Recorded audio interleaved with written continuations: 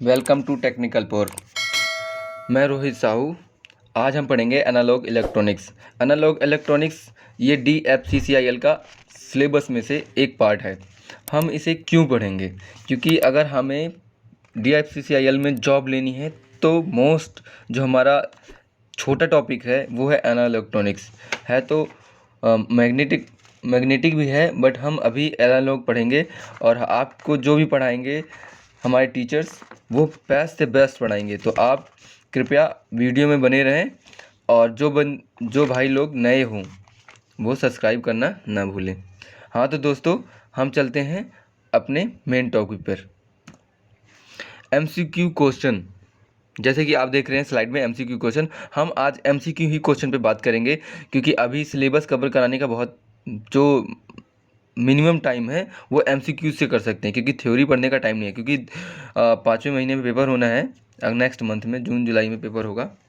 आपको पता ही है, कभी भी करा सकता है, जुलाई या ज़्यादा से ज़्यादा खिंचा अगस्त, बाकी होगा नहीं। क्योंकि आपने देखा होगा UPMRC का पेपर दिया था, जिस महीने में डेट दी थी उस महीने में कराया।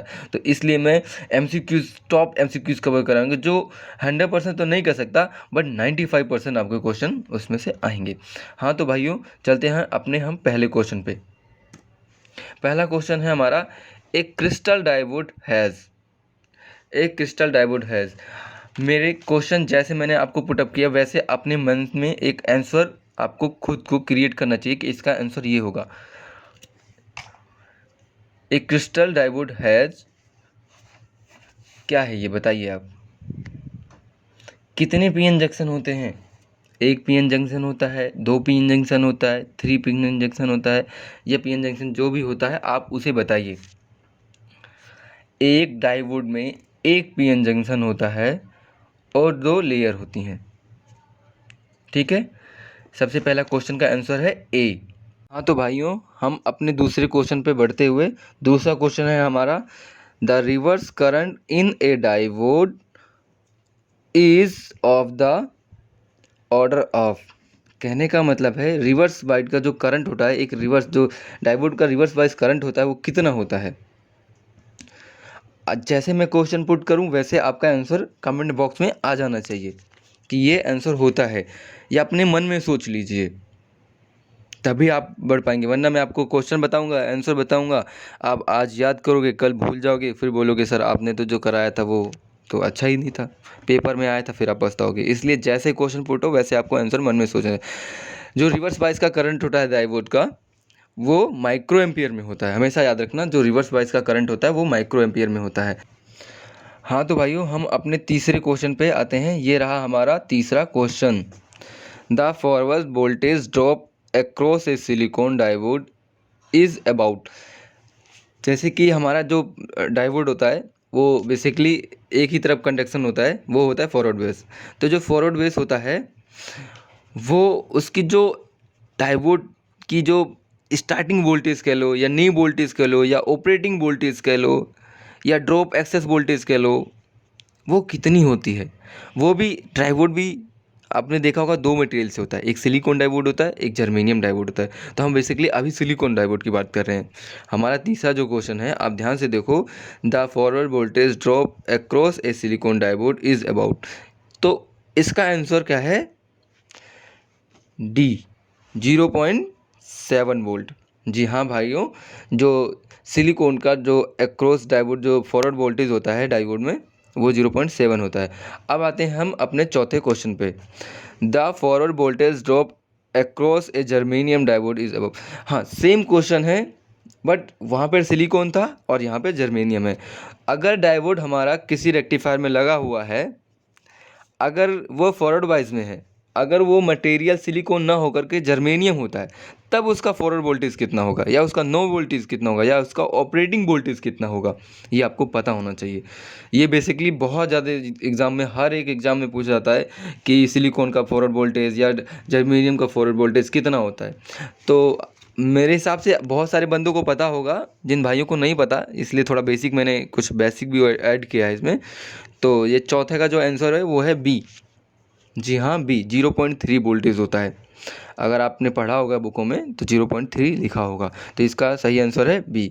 तो हम अपने 5वें क्वेश्चन पे आगे बढ़ते हुए, a crystal diode is use as, जो क्रिस्टल डायोड होता है, क्रिस्टल डायोड बोल लो या पीएन डायोड बोल लो, बेसिकली हम एक नॉर्मल डायोड की बात कर रहे हैं, इसलिए नॉर्मल डायोड को क्रिस्टल डायोड या पीएन डायोड बोलते हैं। ठीक है, तो क्रिस्टल डायोड का जो यूज़ होता है, बेसिकली यूज़ ज़्यादातर यूज़ किस में होता है, एम्पलीफायर में होता है या रेक्टिफायर में होता है या ऑसिलेटर में होता है या वोल्टेज रेगुलेटर में होता है। तो इसका सही आंसर है रेक्टिफायर। डायोड का जो मेन काम है ना, वो एसी को डीसी में कन्वर्ट करने के लिए होता है, इसलिए पांचवे का जो आंसर है वो बी।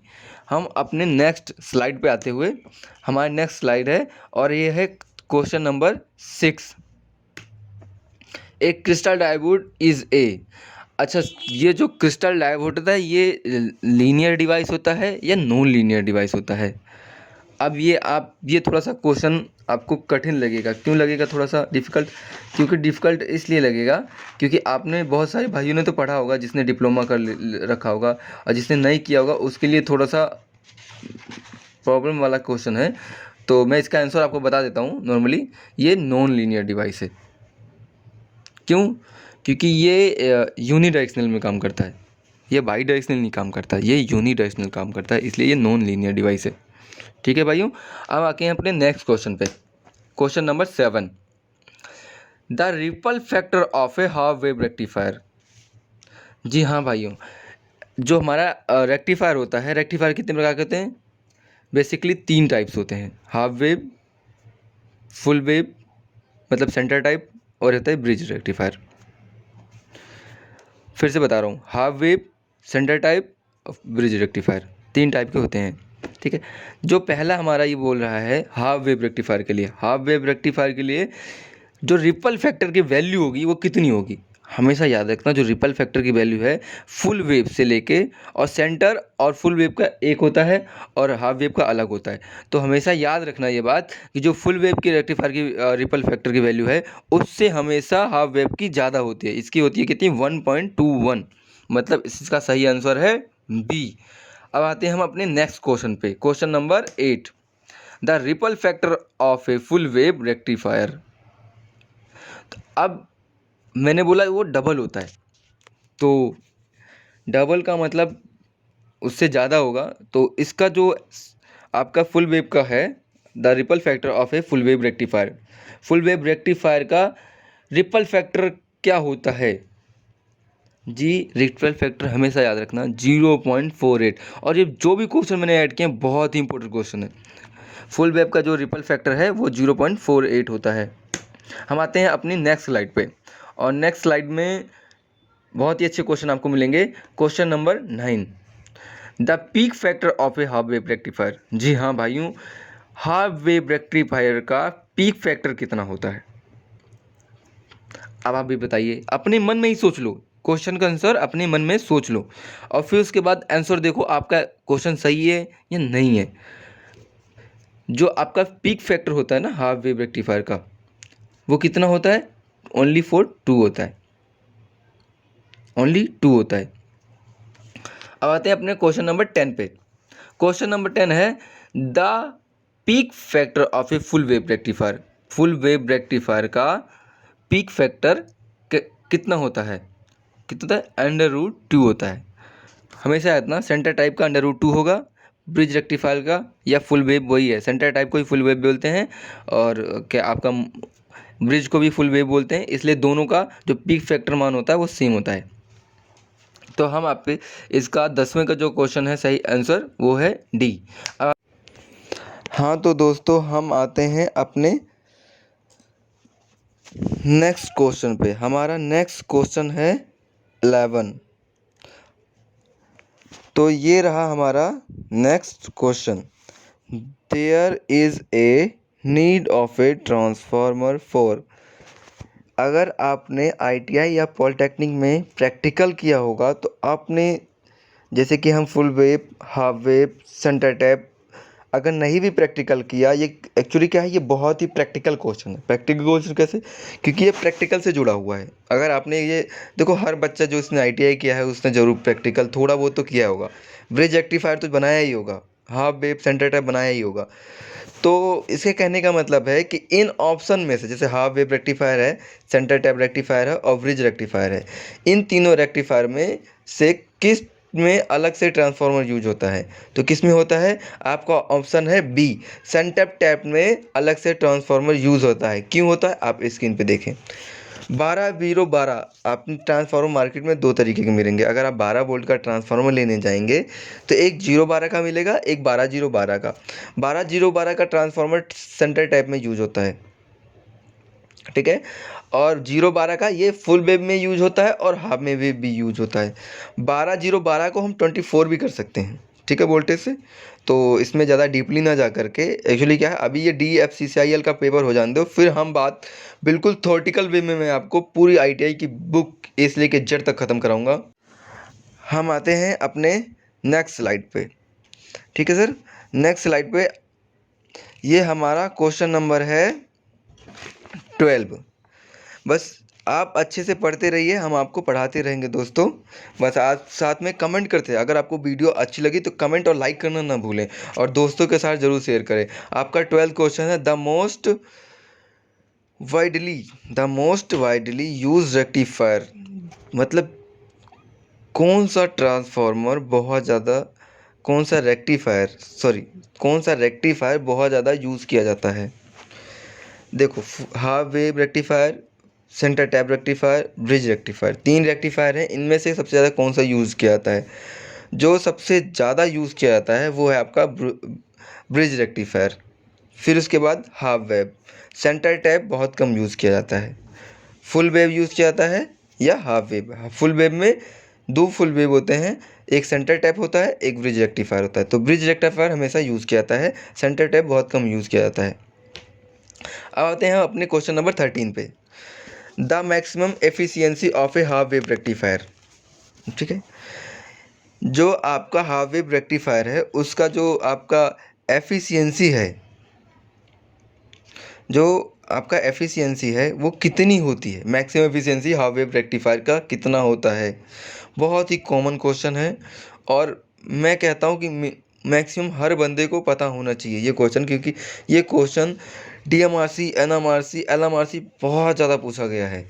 तो 13 का ए है 14.6, और कभी कभी 14.5 भी लिखा होता है बुकों में। तो आप घबराना नहीं, 40.6% या 40.5% एक ही चीज़ है। तो इसका आंसर है 13 का ए। अब हम आते हैं अपना 14 क्वेश्चन पे। 14 है the maximum efficiency of a full wave rectifier. Same question है, वो हाफ वेव था, ये फुल वेव है। तो फुल वेव में, हाफ वेव में जितना 14.6 होता है तो उसका 2 गुना होता है, तो इसका 81.2। इसका आंसर है बी। कहीं कहीं बुकों में या कहीं कहीं एग्जाम में भी ओनली 81% ही लिखा होता है, तो उसका वहाँ पर 81% ही लगाना। बाकी मैंने आपको कंफ्यूज करने के लिए 81.2 रख रखा है, और कहीं कहीं कंफ्यूज ही नहीं, कहीं कहीं क्वेश्चन भी 81.2 वही आता है। तो आप 80.2 को भी अपना आंसर हमेशा याद रखें। तो आपके सामने है 15 question. A crystal diode has a forward resistance of A order of. जो एक क्रिस्टल डायोड होता है, वही क्रिस्टल मतलब PN जंक्शन डायोड, अगर वो भी लिखा जाए तब भी क्रिस्टल डायोड है। क्रिस्टल डायोड का जो फॉरवर्ड रेजिस्टेंस है वो कितनी होती है? ये मोस्टली अभी LMRC का पेपर गया उसमें ये क्वेश्चन पूछा गया था। तो ये जो इसका सही आंसर है बी। क्यों होता है? क्योंकि जो फॉरवर्ड रेजिस्टेंस होती है वो ओम में होती है। अगर ओम में नहीं होगी तो प्रॉपर तरीके से वोल्टेज और करंट पास नहीं होगी, क्योंकि जब रेजिस्टेंस हाई होगी तो वोल्टेज कहाँ पास होगी। इसलिए रेजिस्टेंस ओम में होती है, मतलब कि बिल्कुल ही लो होती है। और रिवर्स में होता है तो आपको मैंने बताया था माइक्रो एम्पियर में होता है, वो करंट होता है माइक्रो एम्पियर में, सॉरी, ठीक है, वो रेजिस्टेंस नहीं। तो अगर रिवर्स में होगा तो वो मेगा ओम में होगा, और फॉरवर्ड में है तो ओम में है। दोस्तों आपका नेक्स्ट क्वेश्चन है 16। Transformer utilization factor of bridge rectifier is equal. जो आपका इसमें जो ये है TUF होता है। TUF बहुत कम पेपर में पूछा हुआ है, जहाँ में पूछा आता है ना दोस्तों, बहुत ही मोस्ट इम्पोर्टेंट क्वेश्चन है, जहाँ पूछा था वहाँ पे बहुत ही कम बच्चे आंसर देते हैं। QTUF की जो वैल्यू होती है वो तीनों में अलग होती है। सेंटर टाइप में अलग होती है, ब्रिज रेक्टिफायर में अलग होती है, और आपका हाफ वेव में अलग होती है। तो यहाँ पे कौन पूछा गया? Bridge rectifier. जो आपकी ब्रिज रेक्टिफायर है उसकी TUF वैल्यू क्या होगी? जी हाँ भाइयों, इसका आंसर है 16 का C, 0.81। आपका 17 क्वेश्चन आपके सामने है। Transformer utilization factor of half wave rectifier. जी हाँ दोस्तों, हाफ वेव रेक्टिफायर का यूटिलाइजेशन कितना होता है? दोस्तों जो आपका यूटिलाइजेशन है वो, इसका आंसर है A, 0.286। हाफ वेव का कितना होता है? 0.286। हमेशा याद रखना, centre type, full bridge rectifier और हाफ वेव तीनों का यूटिलाइजेशन अलग अलग होता है। जैसे कि बहुत सारी चीज़ देखा आपने, पीक फैक्टर देखा, उसमें सेंटर टाइप और ब्रिज रेक्टिफायर का दोनों पीक फैक्टर एक होता है, हाफ वेव का अलग होता है। उसी तरह यूटिलाइजेशन जो होता है TUF जो होता है ब्रिज का अलग होता है, हाफ वेव का अलग होता है, फुल वेव। तो आपने फुल वेव का देखा कितना था? 0.81 था। हाफ, और ये आपका हाफ वेव है 0.21 है, मतलब 17 का A, 17वें का A। 18वें का हम देखते हैं, 18वां नेक्स्ट स्लाइड, 18वां आपके साइड सामने है। जी हाँ दोस्तों, 18वां आपके सामने है, वही TUF a centre type full wave rectifier. जो आपका 18वां क्वेश्चन है, 18वां क्वेश्चन का 0.69 सेंटर टाइप जो होता है उसका आंसर जो है, इसका आंसर है B। अब आते हैं हम 19वें नंबर पे। Bridge rectifier is an alternative for. जो इसका ब्रिज रेक्टिफायर का जो उसका अल्टरनेटिव क्या है, मतलब इसका अगर ब्रिज रेक्टिफायर ना यूज़ करके उसकी जगह कौन सा रेक्टिफायर यूज कर सकते हैं? अगर आपने प्रैक्टिकल किया होगा तो बहुत ही रटा हुआ क्वेश्चन है कि हम फुल वेव को ब्रिज की जगह यूज कर सकते हैं, ब्रिज की जगह फुल वेव को यूज कर सकते हैं। तो ये दोनों अल्टरनेटिव हैं। तो आपका 20 क्वेश्चन ये आपके सामने। For the blow given circuit, जो आपका ये सर्किट है ये क्या है? हाफ वेव है, फुल वेव है, सेंटर टाइप है, या इनमें से कुछ नहीं है? जी हाँ दोस्तों, ये हाफ वेव रेक्टिफायर है।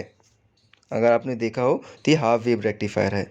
आपका भाइयों आपके सामने आपका 21वां क्वेश्चन ये रहा। In the circuit given below the correct full wave rectifier. इन 3 चित्र दिए गए हैं, इन चित्रों में से कौन सा रेक्टिफायर का सर्किट सही है? आप देखकर बताइए। कई बार हाफ वेव आ जाता है, कई बार सेंटर टाइप आ जाता है, कई बार फुल वेव आ जा सकता है। तो आप इनमें से देख लीजिए कौन सा रेक्टिफायर है। वैसे इसका आंसर C है। तो आप अपने आप से पहले टिक कर लिया करो, फिर जब मैं आंसर बोला करूँ तब आप मिलाया करो, तो आपके लिए अच्छा होगा। तो थैंक यू भाइयों, और चैनल को सब्सक्राइब और लाइक और शेयर करना ना भूलें। बाकी नेक्स्ट वीडियो में मिलते हैं बहुत ही जल्द।